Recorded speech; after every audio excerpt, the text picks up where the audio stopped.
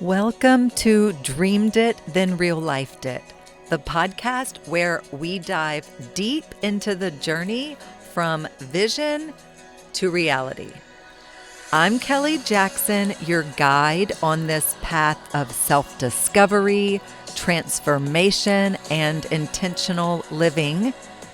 Here, we explore everything from mindset shifts and personal growth to spiritual alignment and entrepreneurship, sharing insights, stories, and actionable wisdom to help you live a life in harmony with your dreams.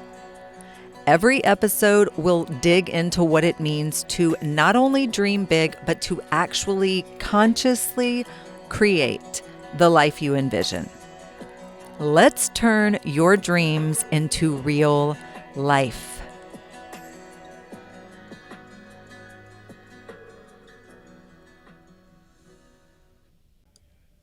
Spring is here, and with it comes this natural energy of refresh, renew, reset. But let's be real, guys. Sometimes the idea of spring cleaning can feel overwhelming. Maybe your house feels a little chaotic. Maybe your car has turned into a mobile storage unit. Maybe your workspace is covered in sticky notes and coffee cups and who knows what else. Listen, I see you, and I've been there. And for years, I didn't realize how much my physical space was affecting my mental and emotional well-being. And I thought I could just push through the clutter. But the truth is this: when our environment is cluttered, our minds feel cluttered too. And it wasn't until I started making small, manageable changes, like my daily house reset, for example, that I truly felt the difference. So today, we're going to talk about spring cleaning from a holistic perspective. And that means that we aren't just talking about tidying up your space. We're going to explore how clutter affects your mind, energy, and even your emotions. So I want you to walk away from this episode feeling inspired and empowered, not overwhelmed, and so that you can start creating an environment that truly supports you. No shame, no overwhelm, guys, just simple, real life strategies to create a space that feels calm and clear and supportive. And you will walk away from this episode feeling capable and ready to refresh your space and your energy. So let's get into it. Let's get into the energy of clutter and why your space affects your mind. You hear me say it all the time. Everything is energy. And yes, even clutter is energy. Clutter and mental overload. We're going to talk about the connection between those two, because clutter is more than just stuff. It carries energy. And have you ever walked into a room and instantly felt heavy or like overwhelmed? That is not just in your head. There is an actual energetic weight that clutter brings. Like our surroundings affect our emotions, focus, even our motivation levels, and often more than we realize. So let's break down how clutter impacts our energy and what we can do about it. Actually, before we break that down, I'm going to give you an example. No, I'm not. I'm going to break it down and then I'm going to give you the example. And I think it's going to help you out. So first, let's talk about mental clutter and decision fatigue. Now, I mentioned decision fatigue briefly in last week's episode. every item in your space is something that your brain registers, even if subconsciously. And the more visual noise that you have to sift through, the more mental exhaustion. We also can develop emotional attachments to clutter. Sometimes we hold on to things not because we need them necessarily, but because they represent a memory or an old version of ourselves or something like that. And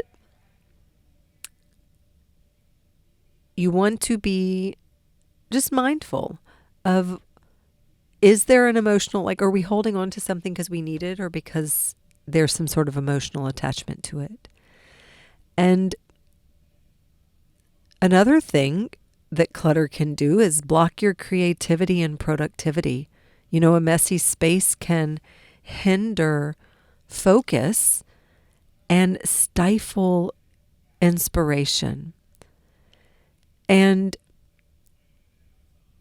there is a science of a clean space. Studies do show that clean spaces reduce stress and increase feelings of accomplishments. And when I was an artist full time, so very creative, that was literally my job. My career was to be creative. So I was creating every day. However, I was also surrounded by a lot of clutter, particularly in my workspace.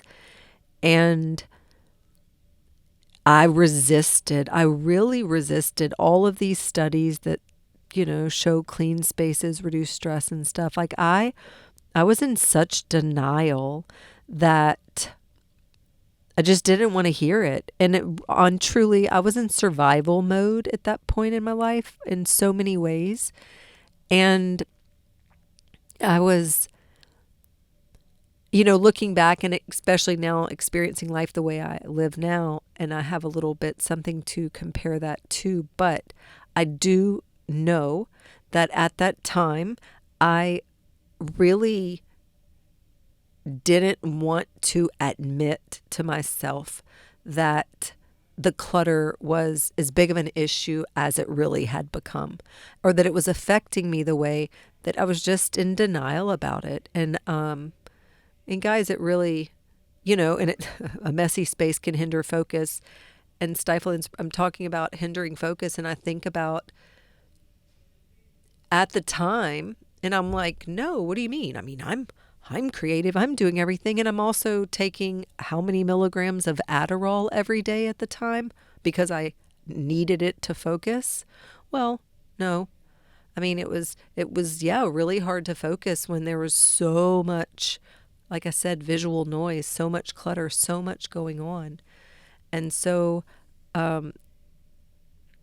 part of this new lifestyle and living clutter free, along with other things, with meditation and whatnot. But I don't need those types of medicines to help focus because I don't have this messy space that's hindering my focus anymore. This all, again, remember, we're looking at this from a holistic approach, right? And also, if you think about a simple energy shift practice, try standing in a room and closing your eyes and then imagining it fully decluttered. And how does that feel? Maybe you go stand in your garage, or maybe it's your attic or basement, or, your closet, or just the living room, or whatever.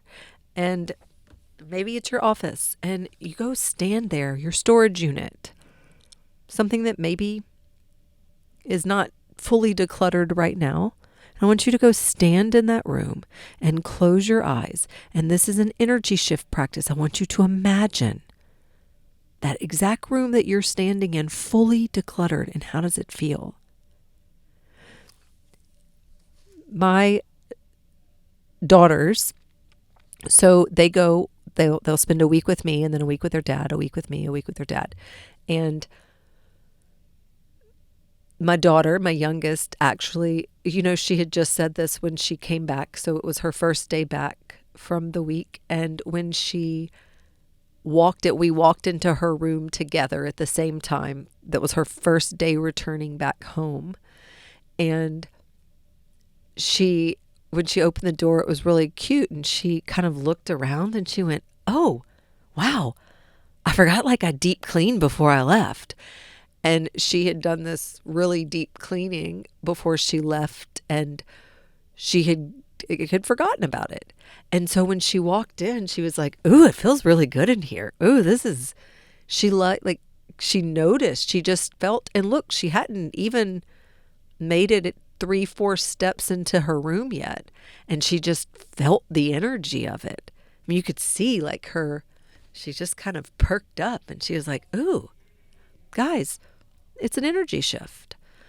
So kind of like maybe if you have somebody that cleans your house and you're away and they clean your house and then you come home. So maybe you leave your house in the morning and it's, hasn't been mopped and swept and dusted and whatnot. And then your housekeeper comes and then you come home and the house is clean. And I know now we're talking clean is different than cluttered, and I get it, but just stick with me here. You know what I'm talking about? That feeling of just you walk into the space and it's different. It's just the energy's different when it's clean and when it's tidy. So that's what we want to focus on. How does it feel? When we have too much visual clutter, our brain has to work harder to process our surroundings. And studies show, going back to the science, studies show that a messy space can increase stress hormones and decrease focus and even contribute to anxiety. Those are all true for me. You might not even realize the effect until you start cleaning it. And then suddenly you feel like, oh, I can breathe again. Has that ever happened to y'all? Where you don't even realize, and then it's just like, wow, okay, whew, that feels better. Here's the good news, guys. Small shifts create big energy changes. Small shifts create big energy changes. You don't have to be a minimalist. You just need a space that feels good to you. And we're talking about, the clutter, just decluttering. There's your environment reflects your inner world. And if you're feeling stuck or overwhelmed, sometimes the best thing to do is start by shifting your external space. Maybe a little decluttering can create an energetic shift that ripples into every area of your life. I often say that if you want your outside world to change, then focus on, your inner world must change first, right? And if your inner world changes, then your outer world has to change. It's inevitable. It's law. It has to be. As above, so below. As within, so without. Okay. And so, again, if you focus on changing on the inside, your outer world will change. And yes, that's true, and I believe in that. And this is good too, though, because sometimes we do feel stuck. Sometimes we do feel overwhelmed in life.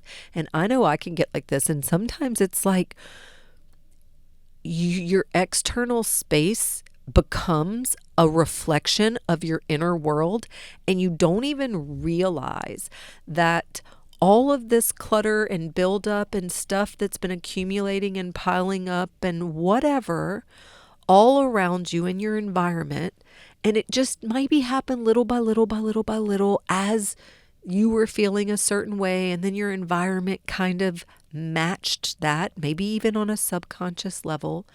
And now you're feeling overwhelmed, you're feeling stuck, and you just are like, ugh, and you don't even know why. And maybe you do know why, but at the same time, you just want to be unstuck and you're just feeling frustrated. Guys, look at your environment. I mean, really, it is a reflection of your inner world. And sometimes we don't even know where to start on our inner world. Well,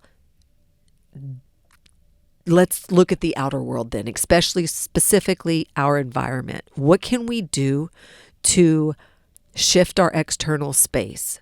Because that decluttering, that little, we're going to get into it here in a minute, but again, guys, it can create an energetic shift that ripples into every area of your life. It gets rid of some of that resistance. It starts to build that momentum. It starts to get you excited.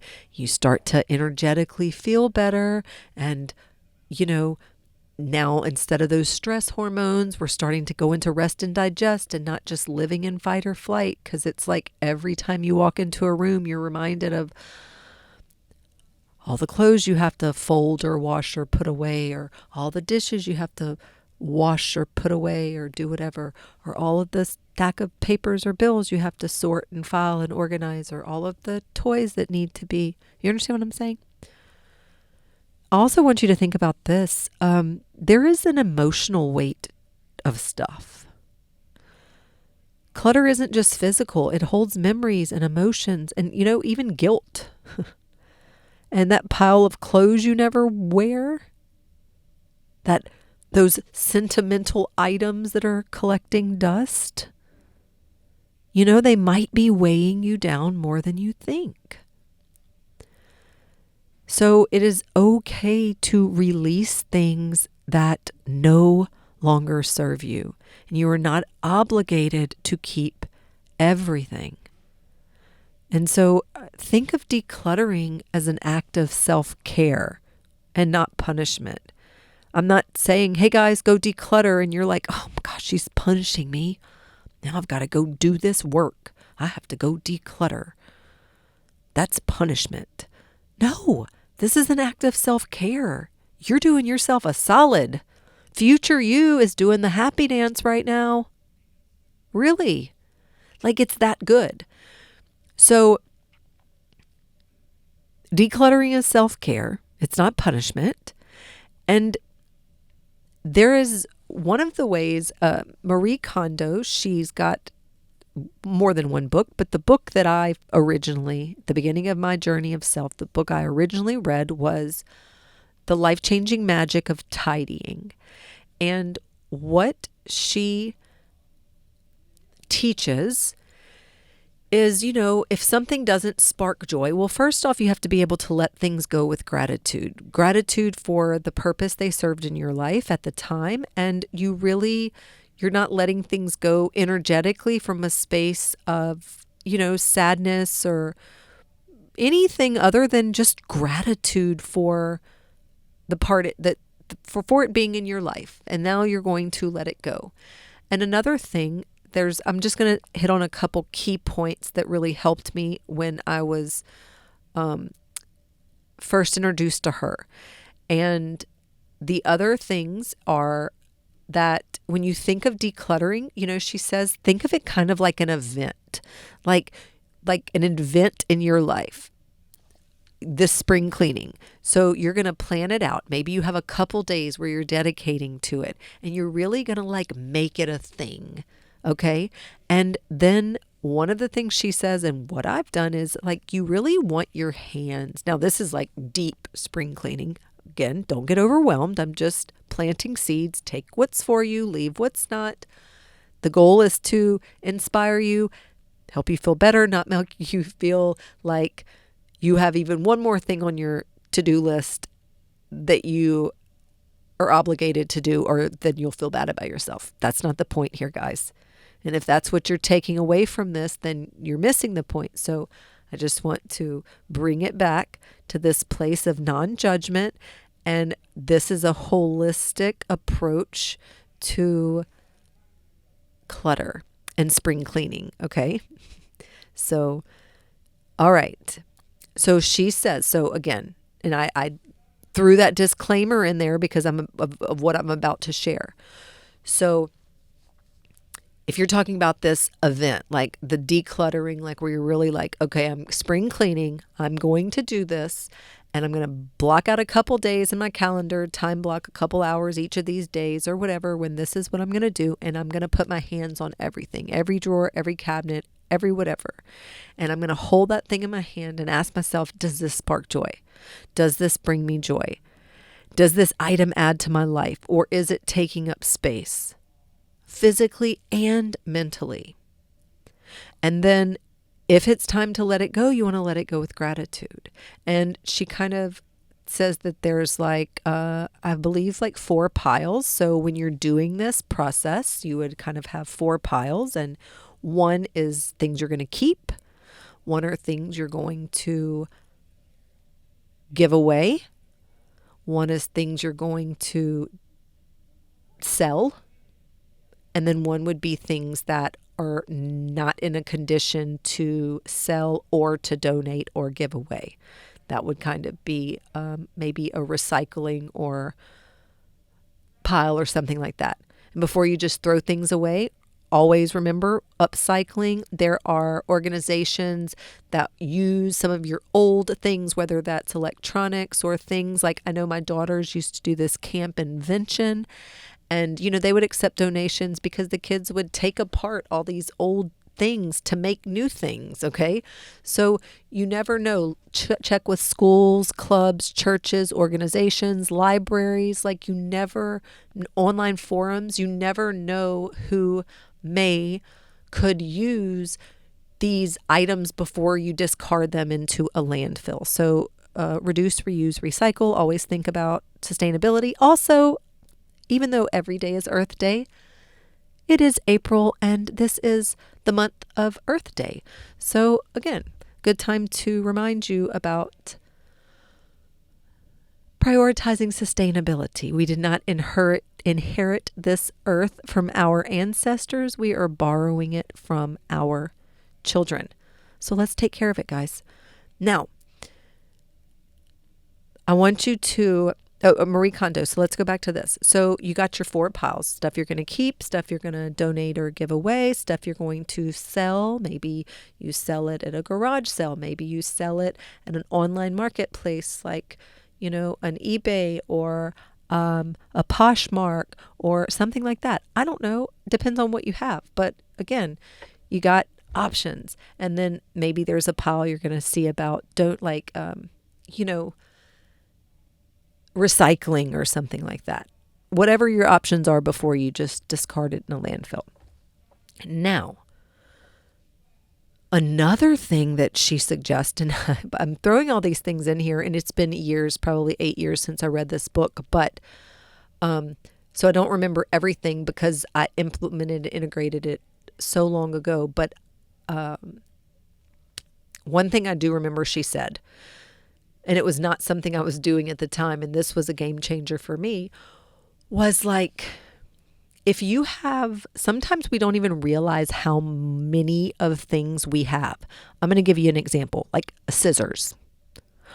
You may have a pair of scissors in this room, in this drawer, in this spot. You might maybe you have a pair of scissors in the garage. Maybe you have a pair of scissors in the office. Maybe you have a pair of scissors. I don't know. You got scissors all over the place, right? Or pens, like ink pens. You got pens in this drawer, pens in this drawer. Maybe you even have pens in 3 different drawers in the kitchen. I don't know. But you got stuff everywhere. And one of the things she says when you're doing this event, this decluttering event, right, is that you gather everything and then you put it all together. Because you need to assess what you even have. And then it's kind of like you come up with one place, that's where this thing goes. Because then you avoid over purchasing with thinking you don't have it. If it doesn't have a home, and this is one thing that's really helped me, everything has a home. Once you know how much you have, then you might go through your whole house and be like, oh my gosh, I have 17 pairs of scissors. How come I can never find a pair when I need a pair? I have 17. That might be an exaggeration, but you know what? It might not be. There might be somebody out there that's like, I legit have 17 pairs of scissors and can't find one of them MFs when it's time to use a pair. Okay? Been there, done that. What I'm saying is this. So you take inventory. You get all of your scissors in one place, all of your screwdrivers, all of your this, the that, the other, your pens, your pencils, your ponytail holders, your brushes. I don't know. whatever all it is in your life, your water bottles, and you round them all up, you take inventory of what you have, you realize that more often than not, I have more of these than I realized. They were scattered about. Now I'm going to donate, give away, sell, recycle the extra. I'm going to keep the ones I really need that's adding to my life, and any of this other stuff that's taking up space, I'm going to give it to make sure it ends up somewhere where someone else can use it and benefit from it. And I'm going to only have what I really need. And this is a good time to mention too, someone I found around the same time, these guys called The Minimalist. It's two guys, and they've got a blog and amongst other things. And one of the things that I had read in one of their books or blogs or something at the time that I really liked, and it helped me, was they said, when you're trying to decide if you're one of these people that has trouble letting go of stuff, like, oh, I might need that. I might use it. I might need that. Let me keep it. You never know when I might need it. Let me keep it. And you want to keep everything and you have too much stuff. They say, if you can get it, if it's something that you're not like using all the time, and it's one of those items that you're like, let me keep it just in case. They said, if you can get it for under $20 within a 20-mile radius, then let it go. And I was like, you know what? That's a pretty good idea. Like, if you can get it for under $20, if it's one of those just in case things, I'm not talking about like your can opener or something that you use regularly, but like if it's something that you're just holding on to in that drawer or cabinet in case you might need it one day, and you can go buy the thing for under $20 and less than 20 miles away, let it go. You do not need to be taking up space to hold on to it just in case you might need it one day. Again, take what's for you, leave what's not. This is something they said for whatever reason at that time in my life, it resonated. And I'm like, there is definitely some stuff that I'm holding on to in my life that, like, for that reason, that I can let go of. And I'm glad that I have, okay? Because again, it could be taking up space physically and mentally. The Minimalist, Marie Kondo, those are the two people I just mentioned because they came to mind just then. And if you're interested, you can look them up, and I can link them in the show notes as well. Also, one thing that happened to me, I definitely used to keep things for memories. I used to not get rid of anything really. And I had lived in a 3,200 square foot home that was just full of stuff. And when I moved out, my things, and I moved into where I live now, I had all of my stuff that I did take, not furniture or anything like that. It was stuff. It was pictures. It was books. It was, books that my great grandmother had given me when I was a child. Every year she'd always give me books and write little inscriptions in the inside and things like that. And, things that my daughters had made me for like their first Mother's Days at daycare, things like that I had, scrapbook stuff, pictures, all my old artwork from college, things like this kind of stuff. And when I moved out of that house after the divorce and moved into where I live now, and I'm only in 600 square feet, so I didn't have room for all of that stuff. So I didn't bring any furniture. Like I said, and all of this other stuff, the books, the inventory for my work, the memories, emotional type things that I had kept, it all went in a storage unit. And then in 2016, so this was, a year to the date that I had actually moved out and I guess gotten moved out of that house, there was this like historical flooding in Louisiana, historical flooding. And my storage unit flooded. everything in there. It was gone. And, it was interesting because I wasn't doing it on my own. And maybe this has happened to some of y'all too. Sometimes, the powers that be will step in. And if we're just not doing it, it's like, okay, let me help you out there. And while it was really hard at that time, and any of you who have maybe lost personal items like that in a fire, in a flood, in a natural disaster, or just anything like that, a theft, I don't know. It's hard to lose the memories of photographs and artwork and books and memories and things like that. It's hard, especially if you are really emotionally attached to them, which at the time I was. I was at the very beginning of this journey of self. I had not started practicing non-attachment or any of these things yet. And that was like one of those moments where you kind of feel like your world gets turned upside down and the rug gets pulled out from under you, and it's like devastating. And in hindsight, I look back and I was like, that just I needed to let go. I needed to let go. And those books, as much as of course I would still love to have the books my great grandmother gave me, like little National Geographic books with her cute handwriting in the front, her little notes she would write to me. Of course I would love to have those. I don't have them, but that doesn't mean I don't have the memories of them or the memories of her. And so that was just a lesson that I have had to learn. I've gotten to learn. And now I'm able to,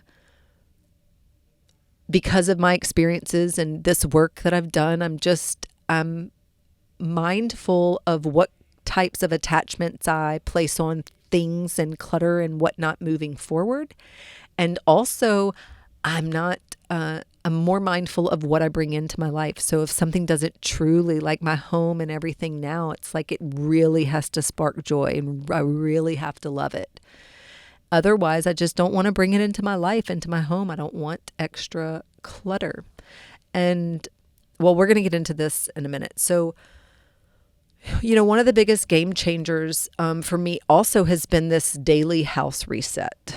And it's not about deep cleaning, which I do that. We'll talk about that in a minute too.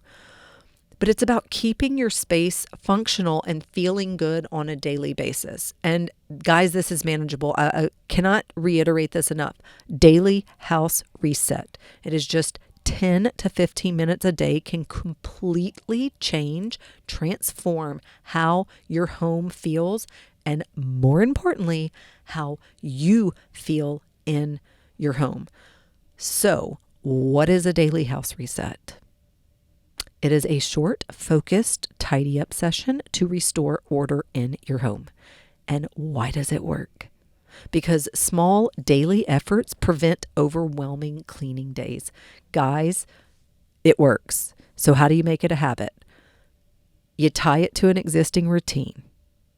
Okay, like after bath, after dinner, something. I'm going to give you an example. And look, you can get the whole family involved. Set a timer. Make it a team effort, okay? Do it by yourself if you want. Maybe that's your thing. Enjoy the process. Play music. Make it fun. Focus on how good it feels. A daily reset keeps things manageable and it creates a peaceful home environment. And guys, it's not about perfection. It's about maintaining a space that supports you. So let me tell you what I mean. What is a daily house reset? And I'm going to make a reel. You know what? I need to make a note. I'm going to just make a reel and share it on Instagram to show y'all what my little daily house resets look like. So typically, this is what I'll do. I'll give you an example. Like in the morning, so I've got 2 dogs. And so it's like I need to sweep the floors every day. I like to sweep the floors every day, run the vacuum over the rugs and whatnot. Again, 600 square feet. So it's not like I've got that much floor I got to handle. It's manageable. But so the thing is, that's kind of like part of my morning routine is the floors. I just want to start the day with like the doing the floors. Okay. And then I know about how long that takes. It's just like a little, this isn't actually even the house reset. This is just something I'm throwing in because I guess we're talking about this. And last week's episode was on rhythm and flow. This is part of my morning routine. If you just get in the habit of doing it, my little, that's my morning. Run the broom over the floors, do the vacuum over the rugs, and bam, I'm done. Then it feels good. Keeps me feeling good on a daily basis, okay? Now, my house reset. So typically, like, let's just say if I'm giving myself, now on a regular daily basis, I'm not saying if I'm getting ready to go out for an event, a party, something. On just a daily basis, my bath time. So say in my schedule, my little time blocking, I'm blocking out. So I've got a bath, get ready, get dressed and everything. And I kind of do my daily house reset. So I'll give myself, I'll block out like say an hour of my day. And this could be when I'm taking my bath, getting ready, getting dressed, something else I'm doing there. And I'm always going to include my little, because this is typically happening sometime in the morning. So I'm going to include my house reset in there.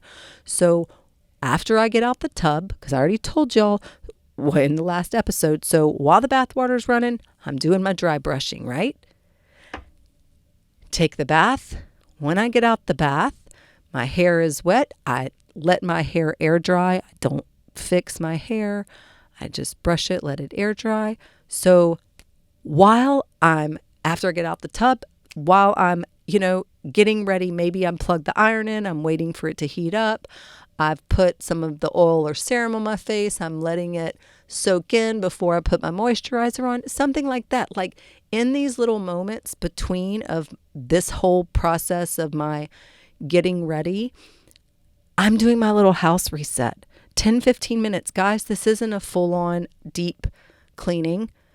I'm not changing the air filters. I'm not doing, nope. I'm going to walk around and I'm just going to take 10-15 minutes, go through the house, put the pair of shoes that got left there, go put that up. These dog toys that are out here, put them back in the basket. These dishes, I don't have a dishwasher. I hand wash my plates. These dishes that were on the drying rack, put them away in the thing, right? Just get everything back, wipe off the kitchen countertops, right? Just like whatever. Do the little things. It's a little mini house reset. Just the little things that are around and get it where it feels good. So when you walk in, it's just like, it's feel good. And you would be surprised sometimes when you look around and it feels overwhelming. And in that 10 to 15 minutes, you can actually get a lot done. Like just that picking the stuff up, the little clutter, the stuff that's on countertops. And I will tell you, sometimes I feel like living in a small space can be even more challenging because if I got one towel, one pair of shoes, and my robe out in my bedroom, it feels cluttered. It really does because it's just not a big space to begin with. So it doesn't take many things being out of place or out and about to start to feel cluttered, which makes me feel a little more overwhelmed. So again, this is something you can do in just 10 to 15 minutes a day, and it can completely transform how your home feels and, more importantly, how you feel in your home. So keep that in mind. And it's not about perfection. It's about maintaining a space that supports you. And if you can get in the habit every day of doing a 10 to 15 minute house reset, and maybe you do it at the end of the day, maybe you do it before you go to bed. So one of the things too, my mom told me this years and years and years and years and years ago, and I like it. And I don't even think when she told me it was back in my old way of living, and I wasn't even, sometimes you hear things and you're just not ready for them. And I heard it back then and I wasn't ready for it. And now, and she'd reminded me of it since. And now I'm like, oh yeah, like I get it. I resonate with that and I can actually implement that in my life. but it was something she read on a blog years, again, this is decades ago, that said that to focus on your having a clean kitchen sink, that if you can focus on making sure your kitchen sink's clean, then it's kind of like, well, then you're going to want the countertops to be clean. And then you're going to want the table to be clean. And then you're going to want the this, then that, and the other to be clean. So, like, just make sure you got a clean sink. Because if the dishes pile up in the sink, then then it's just going to be easier to let the other things stack up all over the countertop and the box not get put back in the pantry and the this, the that, and the other, right? So just gives you something to focus on. Well, that being said, so one of the things that's like one of my practices is kind of like a mental checklist type thing is like, before I go to bed at night, do I have a clean sink? Like, I want to go to bed with a clean sink, right? And so maybe you do your little house reset at night. Maybe the nighttime you're just like tired and it's like you got little kids and you're just like exhausted. And when it's time to go to bed, you go to bed and the house is as it is. Well, then in the morning, maybe that's when you do your house reset. It's like if you're cleaning your house one day a week, well, you don't want to wait until that one day before you even are picking up the little things that are kind of starting to pile up, because then it's really going to feel like an overwhelming day. And when you do these little house resets, and then as you go, maybe that day you're cleaning off the bathroom mirror that day as you go, and this, that, and the other. It just feels a lot less overwhelming when you can just do a little bit every day. Now, I want to talk about something else that I did this long before I knew there was a name for it. So have you ever heard of doom piles?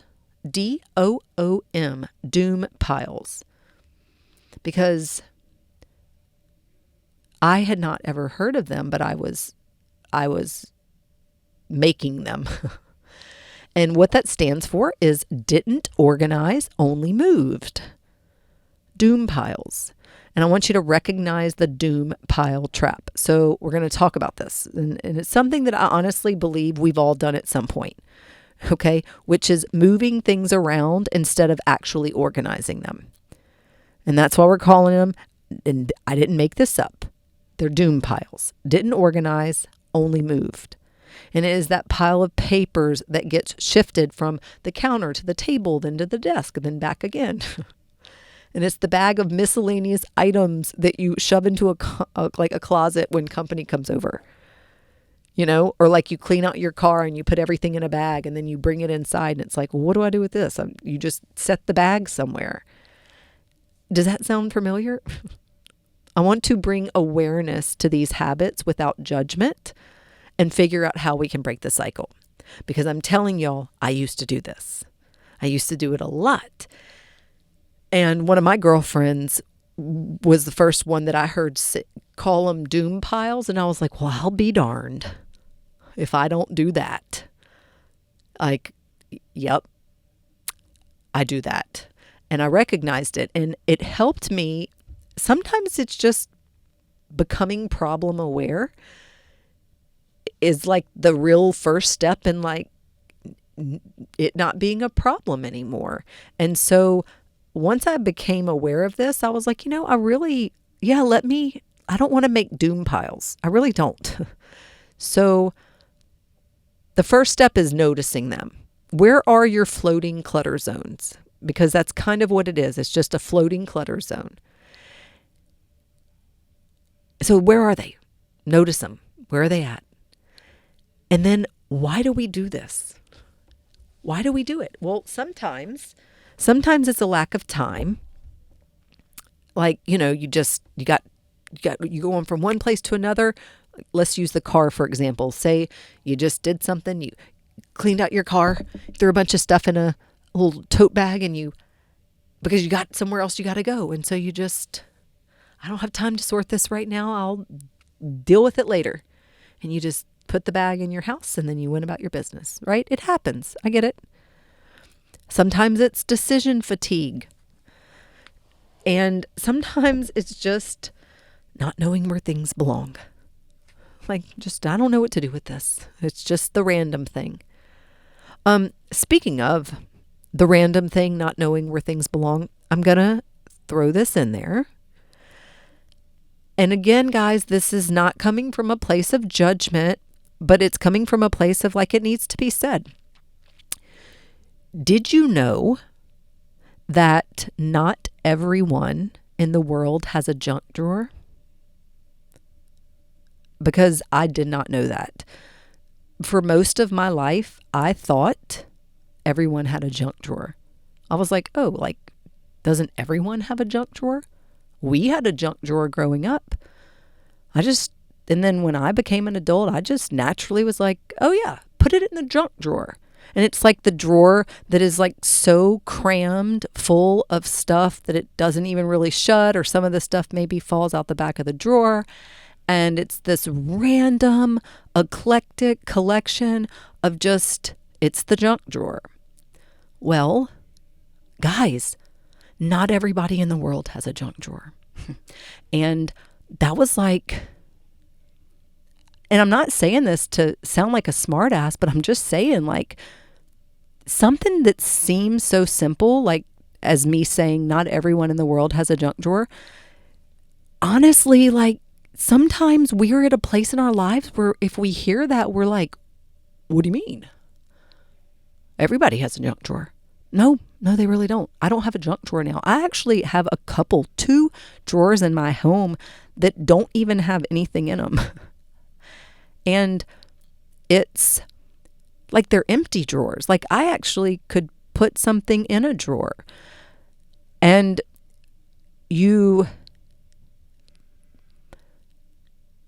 junk drawers, you don't have to have a junk drawer. And that's a limiting belief.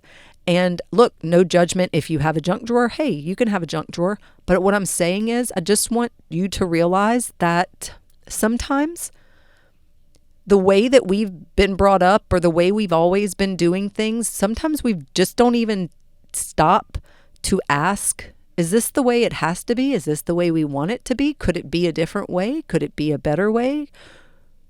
Do I want to continue on like this? Do I want to change? Is this my belief system? Did someone pass this down to me? Like, there's questions we can ask. And if we just keep moving through life on autopilot and don't ever really do this kind of work, listen to these kind of podcasts where people are asking questions or inviting us to question our beliefs or dig deeper, or, you know, all these things I am asking you to do, guys. It's like, I know if you're here and you're listening, it's because you're interested in becoming the best version of you, or tapping into your full potential, or, you know, it's because you're awesome. Basically, it's because you're awesome. And so I just want to, again, when Mom shared that clean sink story, that was well over a decade ago, when I was not in a place where it landed, it resonated, where I was keeping a clean sink whatsoever. So, you know, sometimes we hear things and they plant seeds, and it's not time for the seed to germinate or to, you know, but then now it makes sense. Now I'm in a place in my life, and now I understand, and I'm like, okay, and I don't have to have a junk drawer, and I don't have to have clutter. And even if that's how I was before, I don't have to keep being that way. And I just want to throw that out there, because breaking the cycle, that's kind of what this is about. And going back to doom piles, instead of going back to doom piles, and speaking of breaking the cycle, instead of moving items, assign them a real home in your space. This is where the scissors go. This is where the pens go. I'm not going to have pens in 12 different drawers in 12 different places in my home. This is the one place that when you want a pen, you come here, and this is where the pens are. You understand what I'm saying? And like, this is where I keep the cups. And this is where I keep the this. And this is where I keep the that. So when everything has a real place, not only is it so much easier and time saving when you need to use the thing, you know exactly where to go to get it. And then you know exactly where to go to put it up. So when you're doing these little house resets, when everything has a home, it is so much easier because you know exactly where it goes. Guys, we've been living in our apartment now for like 9 years, and we bought a pair of scissors when we first moved in, and they're fabulous because they look like the Eiffel Tower. They're like Paris. And these Eiffel Tower scissors, they are the only pair of scissors we have in our apartment. Now, in my art studio, I have more scissors, but then I've got like fabric shears and crafting scissors. And then there's like a whole assortment of scissors. But in our home, we have one pair of scissors that looks like the Eiffel Tower. And their home is in the kitchen drawer under the oil diffuser. Now, this is where they have been for 9 years. And when I tell you we have the same pair of scissors, and yes, they still work. Surprisingly, they do. They still work well. We have the same pair of scissors that we have had for 9 years because you always know where to find them and you always know where to put them back. And even this is the girls. Guys, the girls are 13 and 15 now, but 9 years ago, they would have been, 4 and 6? So even from a young age, we made it through all those young years without these scissors ever getting lost too, because it was so simple. They had at home. This is where they go. When you need them, you know exactly where to find them. And when you're done with them, you know exactly where to put them back. And there's not so many that they're floating around that you lose track and that you don't know. It's like, nope, that's the one pair. And because I believe they're so cute and they look like the Eiffel Tower, I'm just especially, intentional to make sure that they make it back because I love that pair of scissors. But so I guess what I'm saying is that too, get one pair you really love. You don't need 6 pair that are just floating all around your house. This is kind of the whole idea of just living a life that lights you up, that brings you joy, that doesn't mean you have nothing, but be minimal, be intentional, have one thing that you really freaking love. You don't just go buying stuff just because and like, next time I'm at the store, maybe I need scissors. I don't even know where our scissors are. And you got scissors in 5 different places, but you don't know where they are because they don't have a specific home. They're just floating around. Okay. I'm not fussing at y'all. I'm just, doing my best to, help you declutter. Now, the 5-minute rule. If it takes less than 5 minutes to put it away, do it immediately. There's kind of another rule they used to say when I worked in restaurants: full hands in, full hands out. And I kind of like that one too. Especially like when you're doing your house reset, or even sometimes if you just kind of think about it, full hands in, full hands out, meaning like let's say you walk into a room and you're just going about your day. It's not like you're getting ready because you got to get to work at a certain time and you're on some schedule. Let's just say you're just going about your day and you go to walk through your living room and you just notice that there's a certain place by the front door where you put your keys, but instead of putting your keys in that little basket, you kind of threw them on the coffee table. And then there's a sweater that you were going to wear, but you decided not to, and you threw it over the corner of the chair. And then there's the blanket that you were snuggled up with last night, but that you didn't put back in the closet. Okay. And so here's the thing. So you just walk through the room and you notice those things, and maybe not even consciously, but like you notice them, they're there, and you just keep going about your business, and you're even going to walk back through. And here's the thing. And again, you're not like full hands in, full hands out. When you walk in, if you notice that, guys, just make it a little habit of just picking up that thing, picking up the keys, putting them where they go, grabbing that blanket, grabbing that sweater, and as you're walking through, putting them up. And then when you're coming back out, maybe you notice that the trash bin is full. So you're just going to reach down. Yes, in that moment, I know, and pick it up.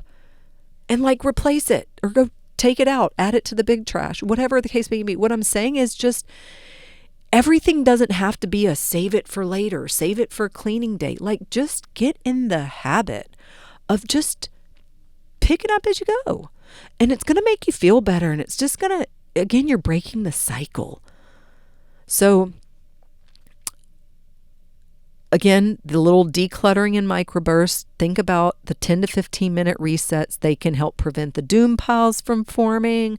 They can just help you feel better. Sometimes maybe some of our stress or anxiety comes from, like, I know people have said this to me before, and I know I, back in the day, especially would have said this to somebody before. Somebody comes to the house and it's like, oh, excuse the mess. Sorry about the mess.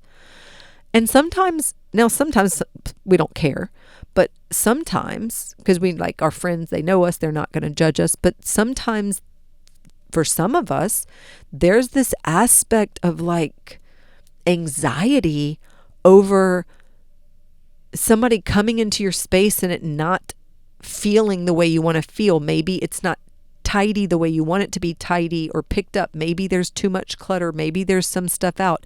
And if someone was to come over or stop by, you would actually feel anxious about it.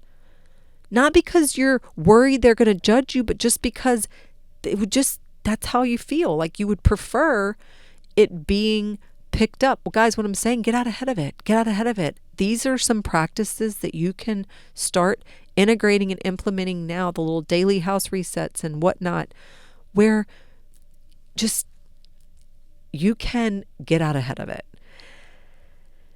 And again, going back to these doom piles, if it feels like we're dealing with clutter when really we're just relocating it, which is why we got to, and usually these piles consist of mail and random papers or laundry that never quite gets put away, or those mystery items you think you might need one day, you're never actually going to use, or just the things that you haven't assigned a home to yet, so you just don't know what to do with it or where to put it. So it just keeps getting moved around. And the cycle is that we move the pile to make space, and then we forget about it, and then it resurfaces later, and we still don't know what to do with it. So I want to remind you that these doom piles, if you do have them, they're not failures, guys. They're just reminders that a small system tweak is needed. Okay? And so with awareness and intention, we can create a home and a workspace that works for us instead of against us. So one of the ways we can break the cycle on that, this kind of little 3-step approach, is like touch it once rule. So instead of moving it from spot to spot, you deal with each item immediately. If you pick it up, you put it where it belongs. And it's as simple as that. Now, create a home for everything. I said this earlier, and I'm going to tell you again. If it doesn't have a designated spot, it will always end up in a pile. So assign a place for all repeat offenders, okay? You got something that keeps showing up, make a little place for it. Carve out a nook or cranny, label it if you must, and then designate it a spot, okay? Then I'm going to give you a challenge. We're going to call this the Honest Sorting Challenge. And once a week, I want you to pick one pile and go through it with the intention to eliminate, not relocate. Okay? I want you to ask yourself, is this actually useful to me? Have I needed it in the last 6 months? Am I just holding on to it because I feel guilty throwing it away? That leads me into this. So, okay, I'm a parent, and some of you may also be parents. And if you are, then you know with parenting and clutter, it's a thing.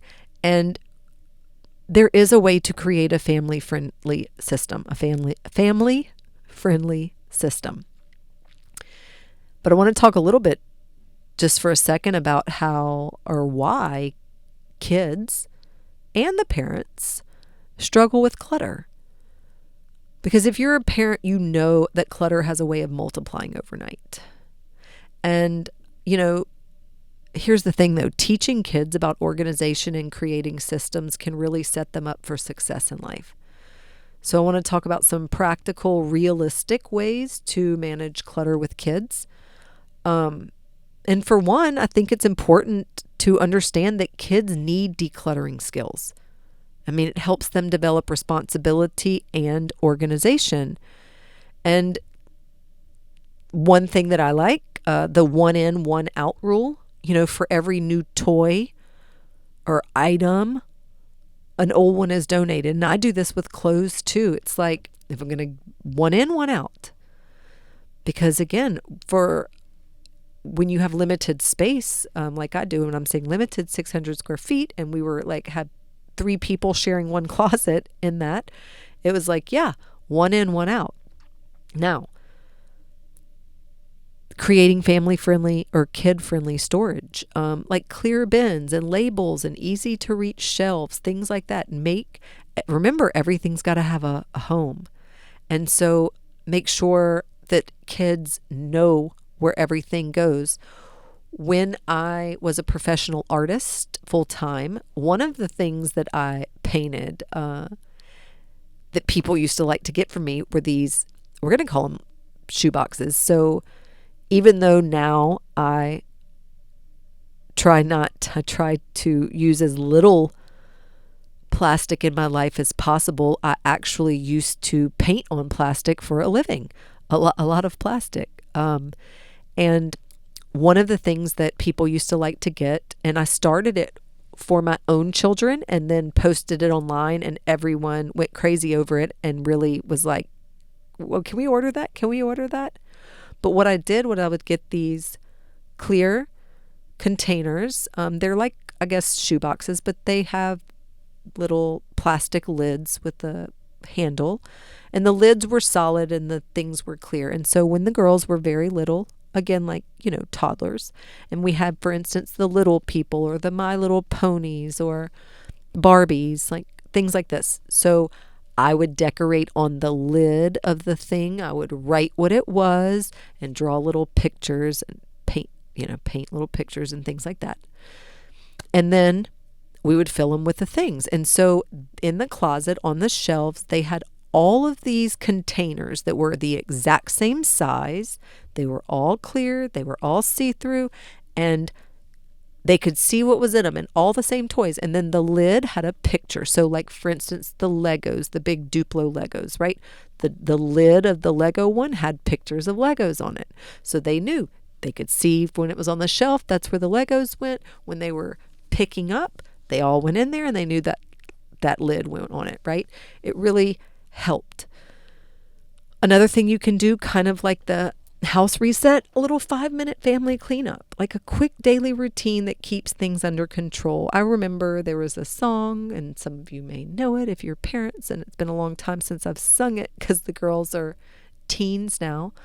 But it's that clean up, everybody do your part, clean up. Some little song from some little show. But my point is that you would sing the song, everybody would clean up.